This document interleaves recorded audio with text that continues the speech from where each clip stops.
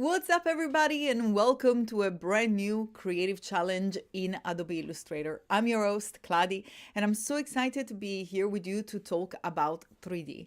3D in Adobe Illustrator is one of my favorite things. If we do have a little bit of time, we'll also, I'll show you like how do I use it in my workflow within Adobe Firefly and with my prompts to include materials, but also give you like a really sneak preview to Neo, Project Neo, which is a amazing tool that allows workflow in 3Ds between Neo and also Illustrator. So let's jump right into my screen. As usual, welcome if you're watching on Behance, welcome if you're watching on Adobe Live. Feel free to let me know where you're watching from. I'm currently streaming from the UK.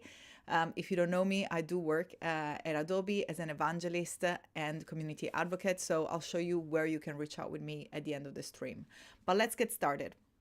So while I switch into my screen, you can also open the starter file. You have access to the starter file in the description, or our amazing moderator will share it in the chat. Or you can always reach out to me on Instagram if you want more. If you hear some noise in the background, I think it's just my cat and my dog that you're probably gonna see behind me. But that's the started file. This is exactly what your file will look at. And just to keep you excited now that we keep going, I want to share with you what is the result that we're looking to achieve. So this is what we're going to be creating today. I think is super cool. This is just a picture just to save my computer, because usually, as you know, 3D requires a little bit of extra computer sweat. Not for us, because of course for us Illustrator does all the magic. But here it is. Let me go ahead and lock it there. So this is the result that we're looking to achieve today. But you know, we'll see what we're doing in time. I really love the 3D panel, and I think you can have so much fun once you get to know how to use it. By the way, let me know in the chat if you used the 3D panel before, because you know, I want to know also what you created. So we start with a simple square. And then from there, we're going to do a couple things. First, I'm going to go into my object menu and then path, and then I'm going to set the path. So I'm actually from the key set, I'm now just starting to add the keys within the board. So in this case, offset path will just create a copy of your path. In this case, I will offset it. I will contract it. I will have to add a negative value, anything around 20, 30, completely up to you. Depends how big you want a border pretty much around your keys. I'm just going to do 30. And then simply click on OK. Make sure that if you do not say anything, that preview is ticked. And then I'm going to do one more thing. So now we have this other square that is offsetted of a negative value. And then I'm going to go back into my path. And in this case, use split to grid to do exactly what the word says. So to split these into a grid. I'm just going to give it a value of 2 for the rows and 2 for the columns. Again, nothing is happening because the preview is not ticked. So make sure to tick on the preview to know what's going on. And then I will add a gutter because I want my keys to be spaced out. So I want some space between my columns and my row, and that's exactly what a gutter is. So I will go ahead and give it a value, I think of 20, works fine for me. And 20 again. Now you can use the value that I'm using, but please feel free to experiment and have fun. Maybe you want to do more keys, you know, I'm just gonna be happy with 4, but you do whatever you prefer. And then click on OK when you're ready to accept the changes. So now I have these 4 squares. I'm going to keep the selection and then real quick press the letter I to jump into the eyedropper tool. Or you can simply select it over here from our toolbar. And I'm just going to set the color for my keys. I've done that, so it's just easier right away to see where my keys are at, because of course everything was white otherwise. In this case, I'm going to give a different color to one of them. Perhaps I'm going to make the board red. Now, as you can see, whenever you create an offset path, everything is grouped. You could go about ungroup it and then regroup it, but we will use a group element when working with the 3D panels. Remember, you cannot select different object and apply characteristic of the 3 panels unless they're grouped. So a way you'll get around it is just to group everything together, and that will work. Okay, so one more thing, I want to select this little square and make it of a different color. I will use one of the most unmentioned tool, which is the group selection tool, which I adore, that lets you in one click select anything you want. I'm just dropping Illustrator tips left and right. allows you to access one single element within a group without disrupting the group. So see, everything is still grouped, but because I had this amazing group selection, it allows me to select an object that is part of a group without clicking and clicking again and clicking within all the different isolation mode. Okay, so we've done it. Like, we pretty much got the thing already. This is a square. This is our shape. Probably one more thing that I'll do is just to, make my corner rounded, but you can go ahead and tweak that afterwards, because the beauty of working with the 3D panel within Illustrator is that we're working non-destructively. This is a technology preview that allows you to render the image in 3D, but you're still working with vectors, completely editables, which I love. And the same works with type, by the way. You can work on live type, give them some 3D attributes, and then just simply retype it in whatever, retype the text or edit the text or even the font. Okay, so let's keep going. Here we have the shape. Here it is. I'm just going to go back into my outline mode so you can actually see the outline of the object that we're working with. And then you can, if you do not have the 3D materials panel open like myself, you can go under window, where you can find at the very top the 3D materials panel. And this is it. And if you're new to 3D in Illustrator, this is slightly different from your old panel, which you could still find. But I really want to challenge you to start using this one, because the results are pretty incredible. Now I'm going to use, I'm going to go ahead and select the Object tab, which allow me to pick the characteristic of the 3D type that I want to apply. Plain creates like a flat object, so you can still do things like give it a metallic look, play with the light, add the materials, but without adding any sort of depth. While Extrude, which is the one that we're going to use today, adds volume. Revolve, it says the word itself. I'm going to try to see if I have time to play with it. It just like revolves around the shape. And then Inflate, which is I think one of the most used and abused 3D objects within Illustrator. We can also click on them so we can see the difference. So this is basically Inflate. It just becomes like a balloon. You can inflate it both sides and so on, which inflates, of course, both sides of the shape. Revolve, you just use the shape and turns it around. In this case, because we have like a flat surface, if you rotate them, it's just going to create a cylinder. And Extrude, which is the one that we finally want to land on. For the Extrude at the moment, it's set to the front, so it's just sitting at the very front. We're not seeing anything about our shape. But what I want to do, sorry, I had a little bit of twist by scrolling my mouse. At the moment, we don't see anything with the Extrude because it's set to the top. So I will move down within my slider and use one of the presets to automatically use the isometric top. So you can see right away that we can start to appreciate that there is a little bit of extrusion coming up. We can, of course, change that by adding depth. So that, again, completely up to you. Depends how deep you want your little keyboard to go. And then again, you can start to add some bevel, which will give you the effect of the actual key within the keyboards. This is like a clickety-clackety mechanical keyboard. I want to give a little bit of a modern look, so I'm going to go ahead and add a rounded bevel. And then you can play with the bevel, so you can just literally make the width, the height of the bevel as much as you want. So repeat, it just creates more and more bevel. We just want one, just like that. Okay, so I think I'm really happy with that. Maybe I just gave it a little bit too much of a humph with the width. I think that looks fine. If you really want to go for it, you can add more depth to your keyboard, but I'm quite happy with the result that I have here. And as you can see, this is pretty much nearly done because we already create our shape. As I said before, if you're not happy, that looks like a box of chocolate now. If you're not happy with the way your corner, maybe you want like something that is nice as square and has like a square corner, you can just go ahead and use our widget tool with our direct selection tool. You have the corner widget tool, and then because it's already grouped, all you need to do is to select one, click and drag to change the radius of your corner. Something else that I can say here is definitely have a play with the light. I am not a 3D person, so if you are a 3D person, actually have a clue at what you're doing, you can go ahead and just start to play with the sliders to achieve a very detailed right away rotation. I don't know anything about 3D, and I just click and drag this little widget over here inside the panel that allows me right away to pretty much stick the light whatever I want. This is really clever because it allows you also to, add different lights. So if you want a complex scene with lights that come from different area, areas, you can simply click on the plus icon to add lights. It will add another stop here, and then you can move it. You can really flesh it here. And then in this case, I don't need it, so I'm just going to delete that light, but you can add it and then select each light, of course, to change all the characteristic.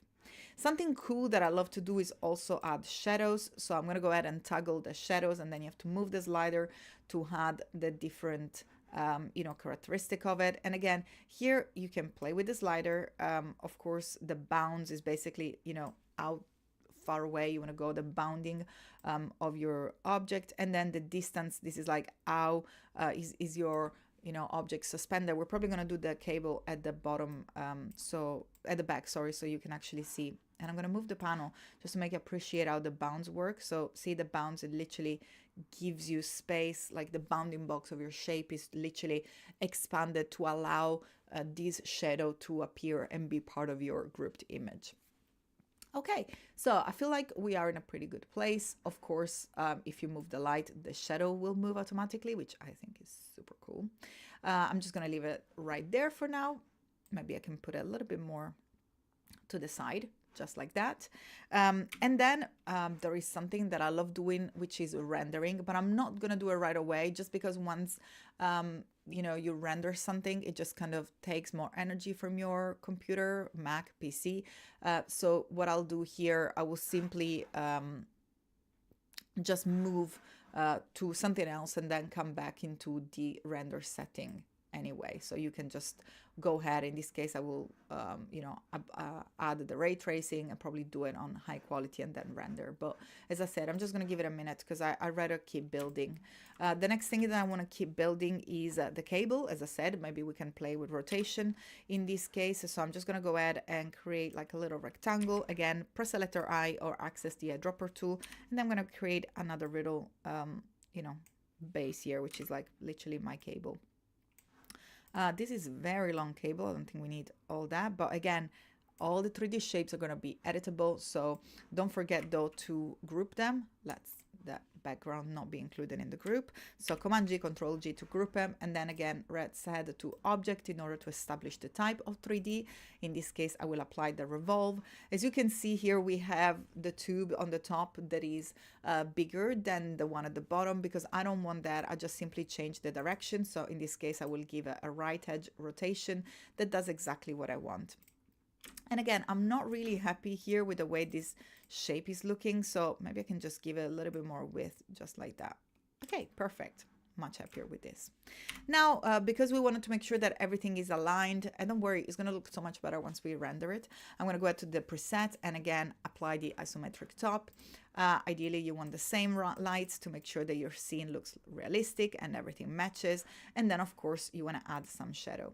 Now, the beauty is that here, the shadow of the cable is usually like a little bit more suspended versus the keyboard that is actually sitting on your table. So you can just, make it a little bit more distant from your object. Now, at the moment, it looks like it's suspended on our keyboard. Simply either bring the cable backward. Again, Shift Control, left bracket is probably going to go under the my background. Usually I have my background organized into a separate layer, so that doesn't happen. But then simply left bracket and then Control in order to bring it to the back. Or even more easily, you can simply bring the keyboard to the front, just like that. And here it is. Looks like we're actually missing a little bit of length from the cable. So all I have to do is to select my direct selection tool in order to affect the shape. In this case, I'm just going to simply make the shape a bit longer, just like that. And of course, because the shape is changing, also the positioning in space is changing. But then all you have to do is simply click and drag it. And here we go. We can even see a little bit of that dent. Not sure I've done a really great job with the light. Of course, here, like what I tend to do, I'm going to be honest with you, I just like note them. What I do, I just usually go here, look at the light, make a little screenshot, just like that. That's the truth of my workflow. That's the beauty of the live. So here I have like a little screenshot. And then whenever I move to the other object, I change the lighting, and then I just want to make sure, see, like for example, here I put -84, and then here would probably be 67. and so on. I just want to make sure that was nearly there. I just want to make sure that, you know, the lights actually matches for both objects. And then I can go ahead and delete my screenshot. Okay, I can believe it. We got like 10 minutes to go, but we're pretty much done it. Last thing to do, as I mentioned before, is to select it. I'm going to select it one at a time, activate the ray tracing, and then I'm going to put it on a high, and then simply render it. And you can see that everything is much smoother, and I'm going to do the same with this one here. Apply the same setting, ray tracing on high, and then render, and it just gives an overall better look, to a much more realistic look. Look how cute is that. I think it's looking a little bit too like metallic-y. If you want to like get rid of that, just simply make sure that you bump up the roughness, so you will have less shininess. Although vice versa, if you're trying to create something that is really shiny metallic and you want that feeling of like metal within your shape, drag the roughness to the left and really pull the metallic effect. Let's see if we can do that real quick. I just want to show you like how much the shines renders in a different way. Like this is definitely a metal keyboard, which is super cool. And again, something that I love to showcase when we're working with these amazing tools is that if you go back to our outline mode, we're just dealing with like, you know, shapes and vector. And that's actually leads me to, again, Control Y for those of you who don't know how to switch between modes, and then views. So between normal view and then outline is just Control Y or Command Y if you're working on a Mac.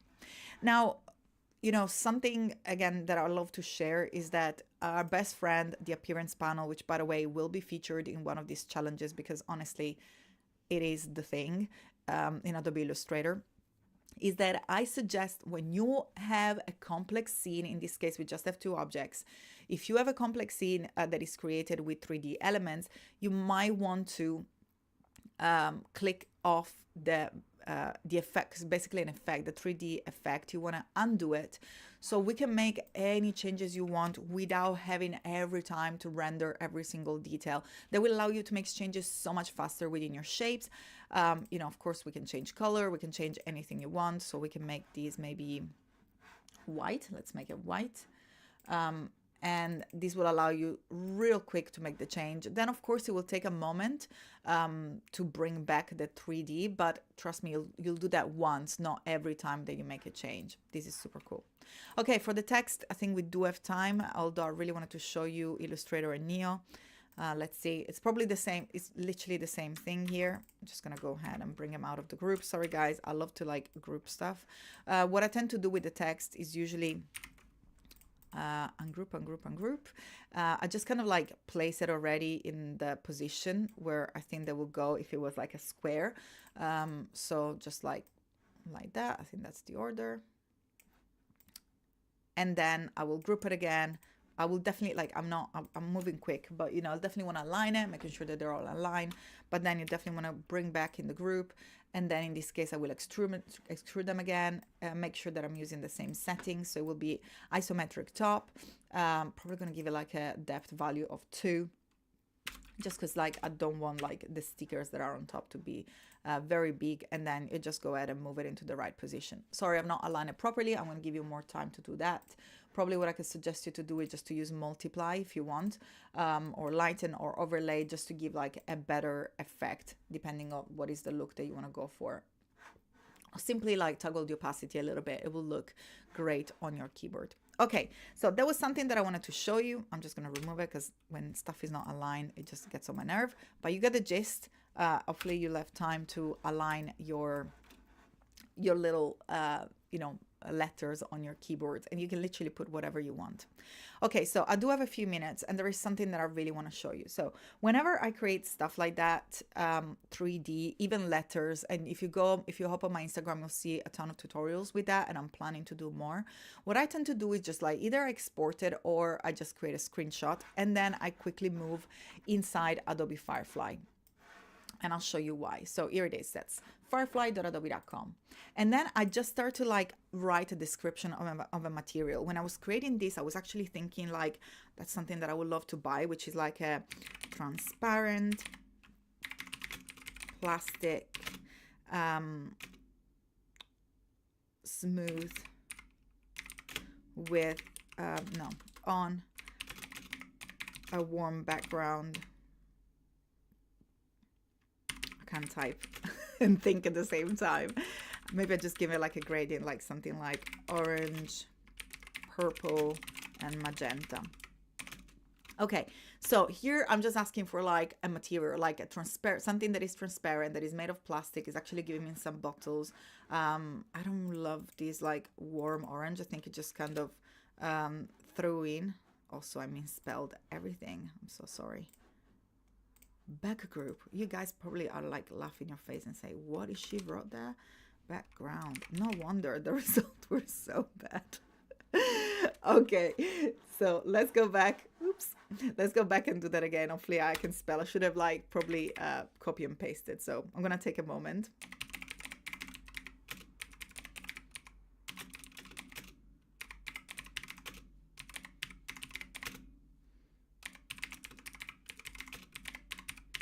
Okay, if you know me, you know that I'm dyslexic, so you probably were expecting that type disaster. So let's see. Okay, this is much more what I was looking for. This plastic material, in this case, it gave me like a bag. Sometimes it gives me like a sphere, but what I want is just literally this consistency. I kind of like this one. So I can go ahead and like ask to generate similar, just to have this like a reflection of the plastic. Okay, I think this is super cool. Whenever you find something that you like, just simply save it as a style reference, and then it will save literally that specific image. And then you can go into your composition reference. And remember, all I do is like literally take a screenshot, already taken it just to be a little bit quicker here. So if we go into our, oops, Adobe Live, and this is that creative challenge. Yeah, so that literally this is like a screenshot of the keyboard that we just created. I'm uploading as a reference. As you can see here in the reference, I've created like a white background and a white cable, so it probably will not pick up the cable. If you want it, I don't have the time to edit it now, but just simply make the cable black or anything that stands out against the background. And then I'm just going to move the slider to the right, make sure that that's used as a composition reference, so the actual shape. And because I've not given any element or any description within my prompt, is actually going to take my shape and then use the style to inject the material in that composition. How cool is that? And then again, like you can do, like you can bring this back inside Illustrator. You can put the letters on top if you want. I'm so bad with all the screenshots. You probably should download. Don't forget to upscale so you get a better quality of the image. And you know, this is like, look how cool is that? Like, honestly, I actually want to eat this keyboard. So yummy. Now, before we go, time always goes so fast. I want to make sure that I do show you and share with you when we talk about 3D and also Illustrator, a new app that is part of this environment that allows you to download 3D files directly from this amazing new app into Illustrator. And I'm talking about Project Neo, projectneo.adobe.com. You can go ahead and look at what the community that is already within the, private or like list of beta that is already out there can show you, and you can see I'm actually not logged in with my work. I'll post on my Instagram what I've been creating, but you can see how many beautiful creation people have made. And actually, if you go into the remixable one, those are the one that allow you to, that's how I learned. Look at what other people have done, and then you can simply click on it. And then this is, by the way, shout out to Luke Chamerlat. 4 months ago, he made this rocket. Once you click on it and then you click on Remix, it actually opens within Neo and allows you to make changes. My computer is like, what are you doing? 3D on Illustrator. Now you want to do 3Ds in Neo. So easy. You simply click on the shapes, and then here on the right, you have all the different attributes. And this is like a really, really super cool 3D app. So hopefully you'll get to play with this very, very soon. As I said, you can always reach out and say hi to me on Instagram at @IamKladi is the place where you can find, again, a ton of tutorial, included a shorter version of these if you want to just have a quick review of this particular challenge. And then of course on my website, there is also a ton about Firefly, AI, prompting if you want to. I think here there is like an AI-powered session, or also on the Create Now, which are the event that I tour usually around the UK. But unfortunately, the time is gone. As usual, way too fast here when we're together at Adobe Live. Don't forget to stay tuned and don't forget to watch the replays and to give us a thumbs up at this video and follow along because there is always so much incredible creativity showcased here on Adobe Live. It was a pleasure to be with you and I look forward to see you on the next challenge. And we're going to be talking about retype. We're talking about retype and have some fun together. But that's it for today. I will see you soon. Bye, everybody. Bye-bye.